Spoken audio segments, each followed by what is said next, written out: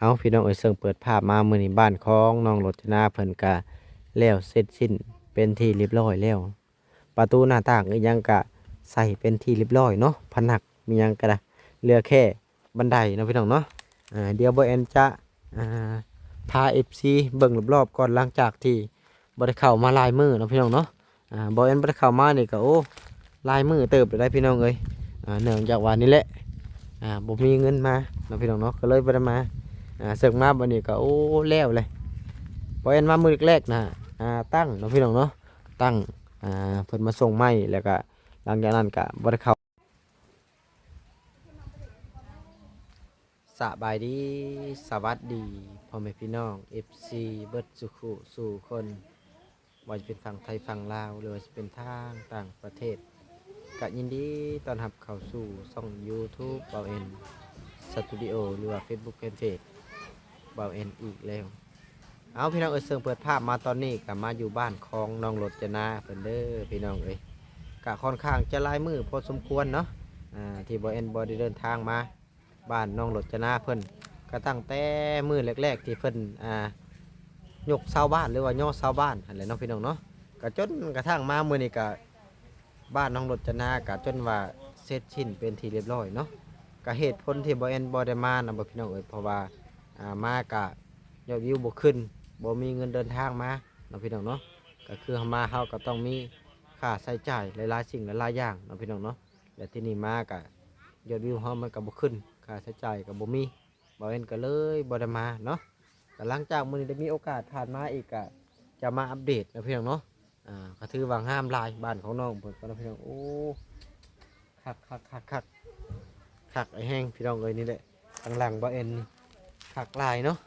จังไดบางเฮาก็ยินดีนํน้องเพิ่นนี่พี่น้องเอ้ยบ้านโคตรงามเลยเอาพี่น้องเอ้ยเสิ่งเปิดภาพมามื้อนี้ก็บ้านน้องรจนาเพิ่นก็เสร็จสิ้นเป็นที่เรียบร้อยเนาะพี่น้องเนาะหน้าตรงหน้าต่างอีหยังผนังถือว่าแล้วเนาะพี่น้องเนาะมื้อที่แรกๆบ่แอนมาน่ะมีแต่ว่าหากะยอเนาะพี่น้องหลังจากที่บ่แอนบ่ได้เข้ามาก็โอ้ลายมือแล้วได้พี่น้องเอ้ยเกือบฮอด20มื้อแล้วบ่จักหลังจากที่บ่แอนบ่ได้เข้ามามะม่วงก็ต้นใหญ่เนาะมาตั้งแต่มะม่วงยังเป็นดอกตอนนี้มะม่วงต้นใหญ่โตผู้ถือว่าคักลายได้พี่น้องเอ้ยโอ้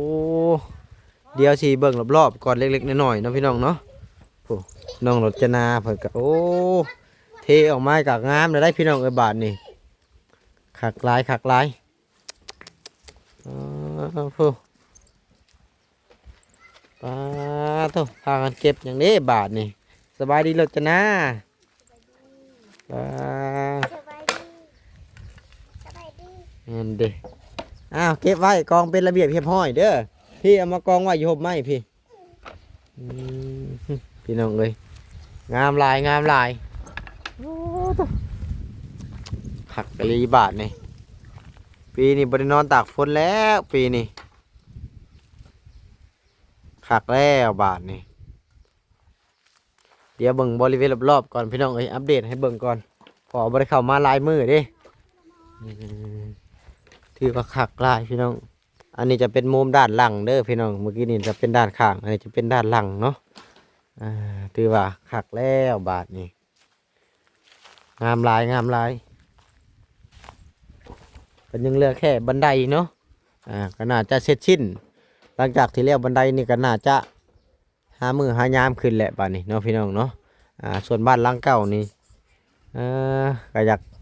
มันอีนี่เนาะพี่น้องเนาะเพิ่นจะเฮ็ดจังไรต่อตัวนี้ก็ยังบ่ฮู้เนาะบางทีก็ไว้ให้เราเฮ็ดกี่ไฟเลยถ้าว่าเฮ็ดกี่ไฟนี่ก็ต้องระวังได้เนาะถ้าว่าห้วยพอพื้นห้ายนี่ไฟติดนี่อย่ามันรวบตัวนี้เนาะพี่น้องเนาะโอ้โธ่เทพื้นกะจนว่าแล้วพี่น้องเอ้ยคักแล้วบาดนี้คักหลายได้บ่อนนอนเย็นแล้วบาดนี่โอ้ทางเจ้าของบ้านเพิ่นกันโอ้โธ่คักแล้วนี่คักพี่น้องเอ้ยเอาคน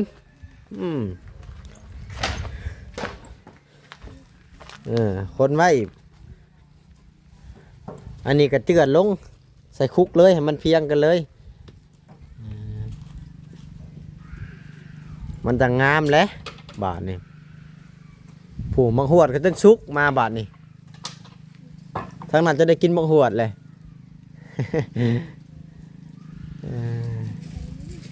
นี่ย่ามเย็นๆเลยนี่มาสะอันนี้ลงเด้อนี่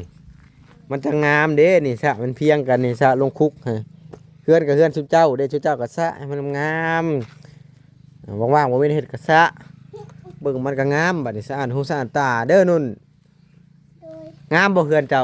โดย ให้ค่อยเด้อให้หรือบ่ให้ฮะ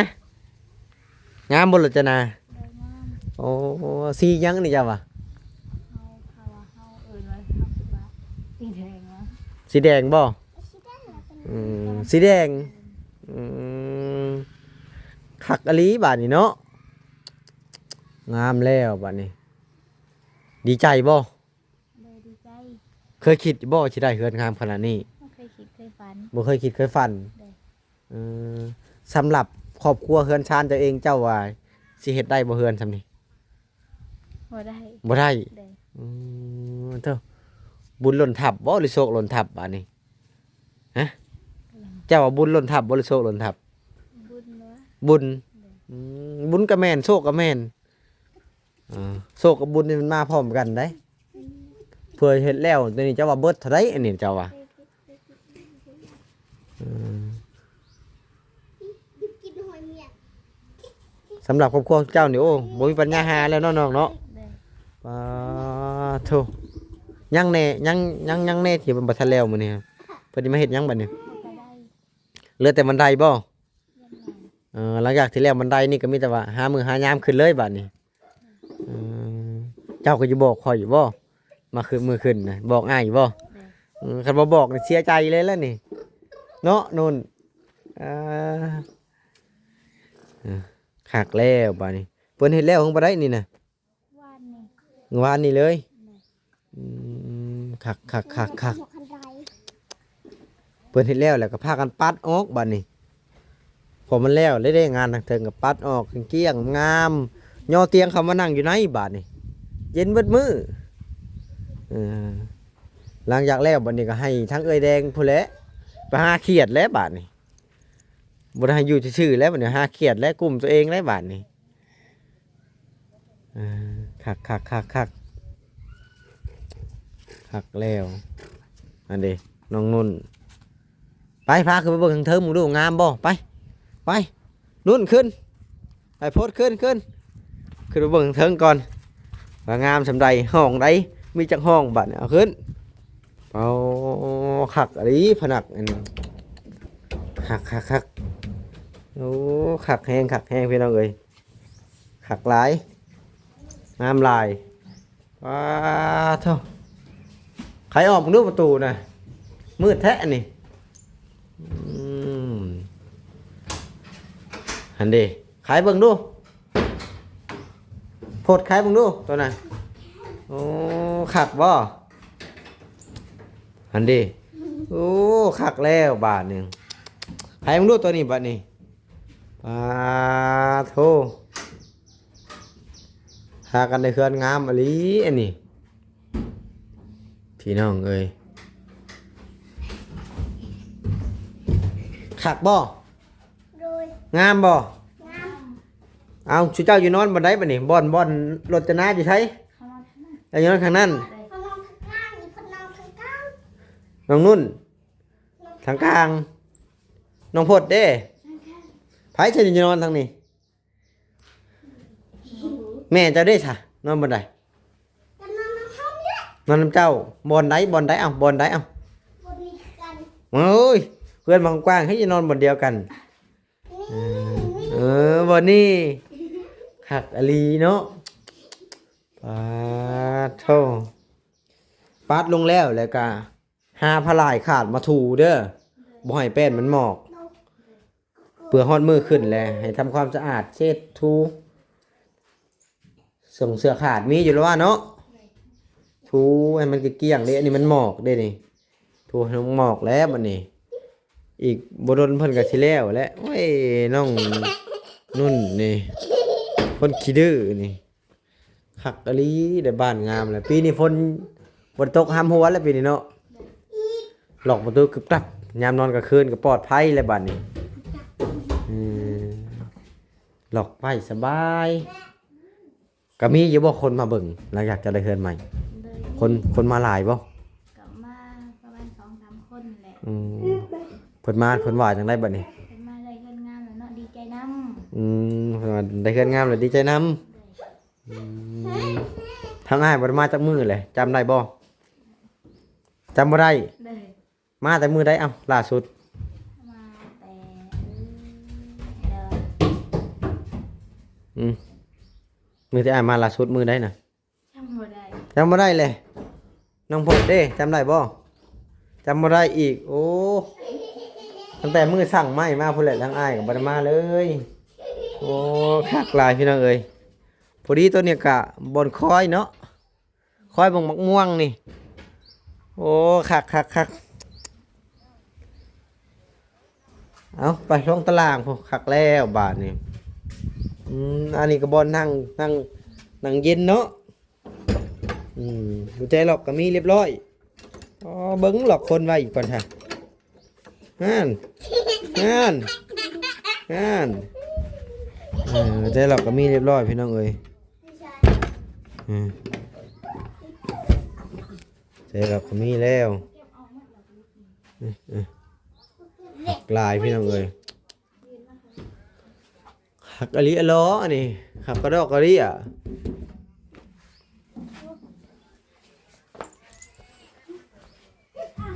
คักเชื่อเขาแต่คันใดพี่น้องเอ้ยก็ไม่นแล้วคันใดนี่ถือว่าครบจบเลยบ้านนี้อันนี้จะเป็นไม้คันใดมื้ออื่นน่าสิแล้วเนาะคันใดเพิ่นนี่สบายดีเอ้ยแดงโธ่ได้บ้านงามแล้วบาทนี่บ่เอ็นบ่ได้มานี่จนบ่ท่าบ่เอ็นเลยเนาะ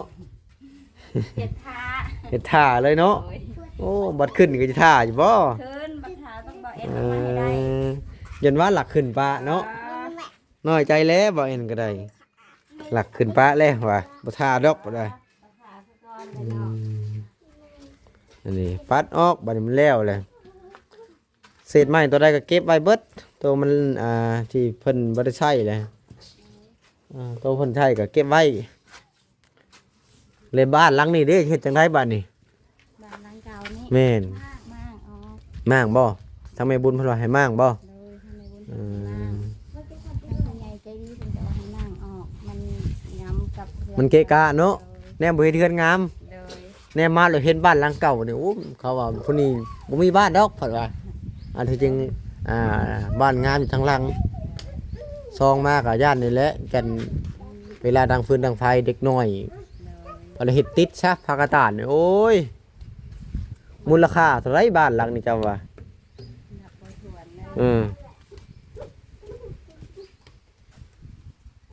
เหมือนลายเติบ ทำไหน คันจำนี่ก็ให้แสนปลายเพื่อได้นี่เจ้าหาได้บ้องเงินแสนปลาย หาบ่ได้ คายเขียดได้จักมือเจ้าจักมือจึงได้แสนปลาย บ่ฮู้ว่าได้เท่าไหร่คลายเขียดมือได้ก็บ่เคยจุกจักเทื่อ เออคิดว่าจะบ่ได้แล้วเนาะ เดี๋ยวคิดว่าสิบ่ได้แล้วมือดึกบ่พันว่าสิบ่ได้ ถ้าสมมุติว่าซุมบอแอนกับแม่บุญบ่มาพ่อเนี่ยก็สิอยู่แบบนี้เลยเนาะ โดยแต่ในเมื่อตอนนั้นคันว่าบ่แอนกับเบบุญบ่เข้ามาพ่อก็ยังอยู่ตูบอันเก่าอันนี้แหละยังบ่มีอันนี้ดอกยังบ่ได้ซ้ำนี้ซ้ำก็ถือว่าขอบบุญขอบคุณหลายๆทุกๆเปิดกูปู่กูคนผู้ใหญ่ใจดีถึงบ่แอนในบุญ น้อ พ่อย น้อย ที่เขามาพบน้องเด็กอันในมือนั่นตลอดมากอะจนหอดส่วงนี้ก็จนแล้วเบิดได้เบิดเพื่อนซานมีคนดึง มีผู้ใหญ่ใจดีเพิ่นดึงขึ้น ให้พ้นถูกพ้นยาก ที่หันความถูกข์ความยากมาเพิ่นดึงขึ้นมาจนซอยเรือเพิ่นว่าจนว่าแล้วตัวบัวดีจนได้เฮือนได้ซานอยู่ขอขอบมุกขอบใจหลายๆเด้อ น้อย ทานทุกคนก็ได้สาธุอยู่ดีเนาะ ไทยบ้านก็มาเบิ่งบ่ มา มาหลายบ่ กะมาเบิ่งหลายอยู่ เพิ่นว่าจังได๋หลังจากที่มาเบิ่งบัดนี้ เพิ่นว่ายินดีนำเด้อได้เฮือนใหม่แล้วนะโด เพิ่นงามอีหลีเพิ่นว่าเลยเนาะ เฮือนงามมาลียินดีนำหลายๆว่าได้เฮือนงามได้เฮือนใหม่ได้เฮือนงามมาลี บ่แม่นในบ้านนี่มีแต่เฮือนเจ้านี่บ่จักผาดิแม่นบ่ แม่น นั่นเด้ต่างหมู่ได้เฮือนงามต่างหมู่ได้นี่ เฮือนหลังแรกเลยในบ้านบ่มีไผมีพานี่จักคน แล้วก็งามงามได้นี่ โดย หักกันเลยนะพี่น้องเอ้ยสังเกตเบิ่งเด้อจ้าบ่ค่อยมีเด้ มีแต่พาไป ส่วนหลายมีแต่ผ้าแม่กระตาดอันนี้ถือว่างามไม้ก็ไม้ร้อยได้นี่เนาะพี่น้องเนาะบ่แม่นไม้เก็บมาได้ไม้ก็ถือว่าแพงยอดนะนุ่นโอ้ยคนขี้ดื้อนี่เนาะคันอยู่ใกล้นี่เอาทั้งน้องรจนากับไอ้แดงไปดำนามันอยู่ไกลเกินเพื่อจะมาฮอดพี่ก็บ่ใช้เวลาเท่าไรชั่วโมง แม่นอยู่ เอามาแต่เช้าๆเลยพี่น้องฮอดพี่ก็จนสิเข้า12 โมงแล้วได้นี่นี่11 โมงปลายเอามาแต่9 โมงเพราะมันไกล โดย 80 ปลายกิโลพอจะมาฮอดพี่บ่แม่นของใกล้ นั่งรถก็เมื่อยเติบหนึง ๆเมื่อยเติบบ่แม่นว่าบ่เมื่อยได้นั่งรถก็ได้ ไกลๆก็เมื่อยขนาดนั่งข้าวเดียวไกลๆยังพอเห็นเพิ่นนั่งไกล คักแล้วบัดนี้เนาะมีแต่เอาเตียงมาไว้นี่เย็นคักหลังจากที่บัดขึ้นเฮือนขึ้นศาลนี่เอามาไว้ที่นี่ตัวนี้ก็พาลูกเฮ็ดเด้ออยู่ยามว่างๆหั่นแหละนี่เจือนลงมันงามเฮือนตัวเองนี่แหละมันถึงเพียง อันนี้เพิ่นอันนี้เพิ่นลงแล้ว เจือนลงและเจือนไปทางใดก็ได้นะมันเพียงให้คัก เพิ่นลงไปลุมไปเด้อ น้ำกันมันไหลไปตามนี่แหล้วนี่มันจังสีงามเด้ ไปหนีไปหันได้น่ะมันลงตัวนั้น แม่นทำไรพู้นแหละมันจังสีงามทำบ่มีแนวเห็ดมีหยัง เขาว่าจะย่องโย่ตัวส่งลงส่งบ่อลึกมันหยอกไปเรื่อย ส่งยาว ๆส่งเรื่องคนบ่มีเงินกันนั่นนี่แล้วแค่น่าจังบ่ได้มาหา อายุดีๆสุดอันนั้นนะ นี่คักขุดเอาได้นี่บ่ดินเข้าอันนี้นะ เดี๋ยวคิดไม่นี่ จักมื้อจังเต็มอันนี้นะ 2 มื้อ เพิ่นยำแรงบ่ ยังมื้อเช้าก็ยังมื้อแลง นั่นเด้มันก็บ่ยากดอก ตอนเช้าก็คุดตอนแลงก็คุด อืม 2 มื้อ ถ้าบ่อยากให้มันชันทั้งหน้านะขุดเอาอันนี้ไปใส่นี่ทั้งหน้ามันจะบ่ชันลงเฮ็ดจะเจิดออกไปพุ่นนี่เด้มาพี่นี่กันว่าอยู่ว่างๆกันนี่เด้นี่บ่มีในเฮ็ดกรรมเพื่อตัวหน้าตัวในเหลี่ยมมันสิแตกเด้ขุดดินมาใส่นี่ขุดดินมาใส่เบิดนี่มันเต็มนี่ เต็มนี้เนาะ แม่เหลี่ยมมันก็จะบ่แตกบัดนี้ขุดใส่เบิดก็ได้แหละนี่ให้มันเพียงคำดูให้ขุดเต็มให้คักเฮือนก็เฮือนตัวเองเด้ก็เบิ่งเอา โดย เห็ดแนวนั้นมันงามกะเห็ดเอาดีใจนำในเฮือนงามอลีบาทนี่น้องรจนานี่ผู้บ่าวมักจะแซวแล้วบาทนี่โอ้มีเฮือนงามแล้ววะจักแม่เด้หรือว่าจักลูกเด้บาทนี่เนาะเงินหวาเท่าเลยจักว่าน้องนุ่นบ่ใช่เอ๊ะเงินกับงามรีพี่น้องเอ้ยปัดออกให้มันแปลนให้มันงามหักแล้วพื้นกับเทบัดนี่หักอะไรดินชายนี่กับพอดีขักเนาะ โดย หินกับพอดี พอดีหินกับทราย หินกับเพิ่นสิเอาเวียนเทบนตั้งบันไดกับพอดีเลยซำนี้นะ หินมันพอดีสั่งบันไดกับทรายนั่นกับ อ่า กับทรายพอดีเลย พอดีขักแล้วบาดนี้ปวกกับบ่มีกินเนาะพี่น้องเพราะว่าทางพื้นกับเทโอบเชาขึ้นมาแล้วก็เทไปสิ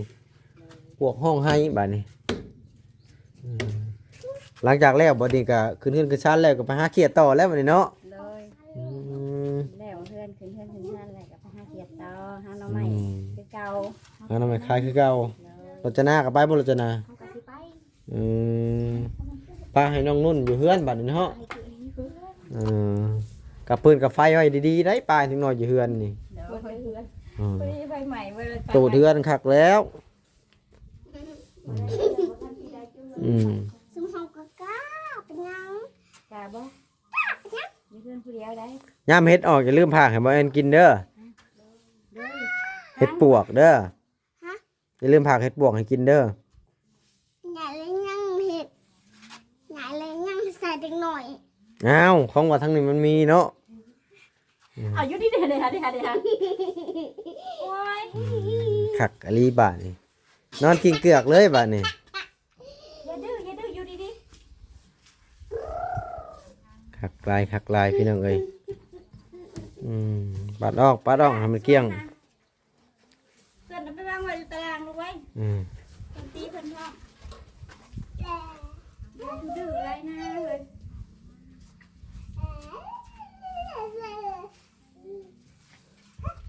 คักอลีพี่น้องเอ้ยห้ามก่อนเฮือนเบาเอ็นอ๋อเถอะบ่มีผู้ใดเฮ็ดให้เบาเอ็นบ่สำนี้เนาะพี่น้องเออน้องนุ่นก็เห็นบ่เฮือนเบาเอ็นน้องนุ่นเจ้าก็เห็นบ่เฮือนเบาเอ็นนั่นแหละบ่ได้เข้าติดตามช่อง YouTube เบาเอ็นโอ้น้องโรจนาก็บ่เข้าไปติดตามเบิ่งคลิปตัวเองซ้ำก็ได้เข้าไปติดตามคลิปตัวเองตัวโอ้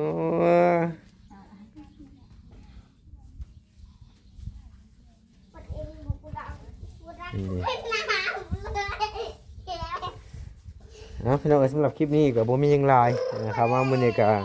บ้านน้องรจนาก็จนแล้วเป็นที่เรียบร้อยเนาะอนามัยนะพี่น้องเนาะเหลือแค่บันไดเนาะหลังจากนี้ก็มีแต่ว่าหารอแค่มื้อขึ้นบ้านใหม่ของเพิ่นซื่อๆเอาง่ายๆก็ได้เนาะจังได๋ก็ดีใจนำทั้งน้องเพิ่นจังได๋ก็ขอมขอบใจขอบคุญขอบคุณทางผู้หลักผู้ใหญ่เพิ่นหลายๆที่ช่วยครอบครัวทั้งน้องรจนาเฮ็ดน้องเพิ่นได้ทางเฮาก็ดีใจนะพี่น้องเนาะมีบนอยู่บนเสามีบนลบฝนลบแดดเลยได้บาดนี้แต่ก่อนก็คือเฮ็ดนั่นแหละเนาะก็แบบนั้นนะพี่น้องเนาะสำหรับคลิปนี้ก็ขอตัวลาไปก่อนไปพอกันคลิปหน้า EP หน้าเด้อพี่น้องอยู่ดีมีแฮง